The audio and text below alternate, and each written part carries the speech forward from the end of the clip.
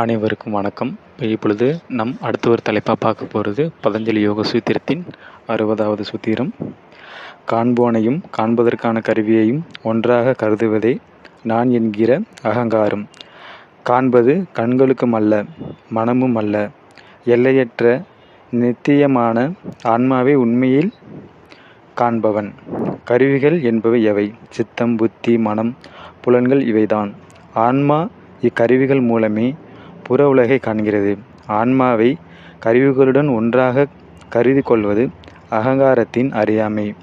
நானே மனம், நானே எண்ணம், நான் கோபம் கொள்கிறேன், நான் மகிழ்ச்சி அடைகிறேன் என்பதெல்லாம் சொல்கிறோம். நாம் எவ்வாறு கோபம் கொள்ள முடியும்? நாம் எவ்வாறு வெறுக்க முடியும்? மாறுபாடற்ற ஆன்மாவை மகிழ்ச்சி, வருத்தம், விருப்பு, வெறுப்பு போன்ற இருமைகள் பாதிப்பதில்லை. யோகம் அத்தகைய ஆன்மாவுடன் நம்மை ஒன்று சேர்க்கிறது. இன்பமும் துன்பமும் மாறி மாறி வருபவை. அவை எப்படி மாறாத ஆன்மாவுடையதாக இருக்க முடியும்? ஆன்மாவின் இயல்பு இதுதான். அது எங்கும் நிறைந்தது. அதற்கு உருவமோ எல்லையோ கிடையாது. இந்த பிரபஞ்சத்தில் உள்ள எதுவும் அதன் மீது எந்த விளைவையும் ஏற்படுத்த முடியாது. அறியாமை என்பது தவறாக அடையாளப்படுத்துவது என்கிறார் பதஞ்சலி யோக முனிவர். ஒருவர் தன்னுடைய உண்மையான இயல்பை தனது அறியாமை காரணமாக தவறாக புரிந்து கொண்டு விடுகிறார். இந்த உடம்பே நான் என்று சொல்கிற பொழுது நாம் ஆத்மா இல்லாததை ஆத்மனாக கருதி கொள்ள விடுகிறோம். அறியாமையின் இந்த செயல் தொடக்கத்தில் சிறிதையாக இருந்தாலும் அதே போன்ற லட்சம் செயல்களுக்கு தானே வழி நடத்துகிறது.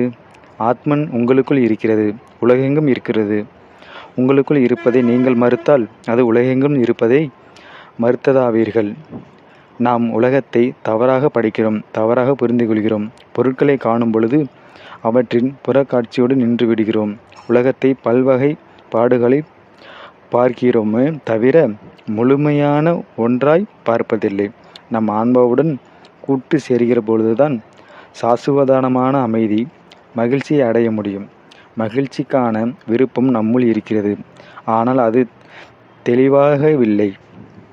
நம்முடைய அறியாமை நம்மை ஆன்மாவுடன் கூட்டு சேர முடியாததற்கு கூட்டு சேராதபடிக்கும் தடுத்து விடுகிறது.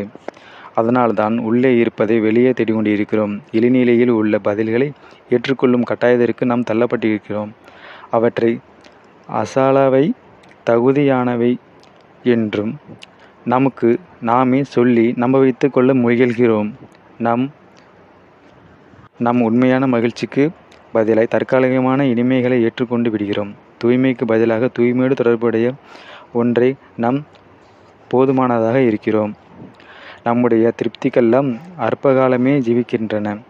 பலம் பொருந்திய கோபுரங்கள் நம் முன்பாகவே ஒளிகின்றன. அழகிய வண்ண வண்ண மலர்கள் நம்முடைய கைகளில் உதிர்கின்றன. சுத்தமான நீர் பாசிகள் பிடித்து வீச்சமடிக்கிறது. அறியாமை நம்மை வஞ்சித்தும் விடுகிறது. நாம் துயரத்துடன் மறுபுறம் திரும்பும் பொழுது ஆசையை தூண்டுகிறது. புலன்களோடு தொடர்புடைய ஒரு புதிய பொருளின் மீது நம் பார்வை விழுகிறது. ஆக நாம் நம்பிக்கையற்ற தேடல் தொடர்கிறது.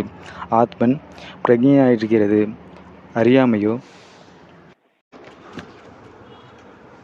அறியாமையோ அதை மனதுடன் அடையாளப்படுத்திக் கொள்கிறது. உணர்வுக்கு பதிலாக உணர்வின் பிரதிபலிப்பை அது உண்மையென நம்புகிறது. யாருடைய கட்டளைப்படி மனம் சிந்திக்கிறது. சரீர வாழ்வுக்கு ஆணையிட்டது யார்?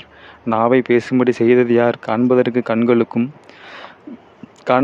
கண்களும் கேட்பதற்கான காதுகளும் கற்றுக் கொடுத்தது அந்த ஒளிமயமான பொருள் எது? அடுத்ததாக காதுக்கு காதாகவும், மனதுக்கு மனதாகவும், பேச்சுக்கு பேச்சாகவும் இருப்பது ஆத்மன் ஆகும். அவனே மூச்சின் மூச்சாகவும், கண்ணின் கண்ணாகவும், அதான் கண்ணே கண்மணியேன்னு வள்ளல் பெருமான் பாடுவார். ஆத்மனை அறிந்தவர் அழிவற்றவர் ஆவார். ஆத்மனை அறிந்தவர் எந்த காரியத்தையும் தன்னுடையது என்று சொல்லிக்கொள்ள மாட்டார்கள். அவர் கருவிகளுடன் தன்னை ஒன்றாக கருதி கொள்வதில்லை. நான் என்ற உணர்வை விட்டவர். அடுத்ததாக அகந்தையை விட்டவராவார். நான் என்ற உணர்வை அகந்தையை விட எளிய வழி கருவிகளுடன் தன்னை ஒன்றாக கருதுவதை விடுவதுதான். யோக பயிற்சியில் அது சாத்தியமாக கூடும். கண்டிப்பாக சாத்தியமாகும். இதுதான் இந்த நான் என்ற அகந்தையின் ஒரு மூலக்கூறு. மீண்டும் அடுத்த ஒரு தலைப்பில் சந்திப்போம். நன்றி, வணக்கம்.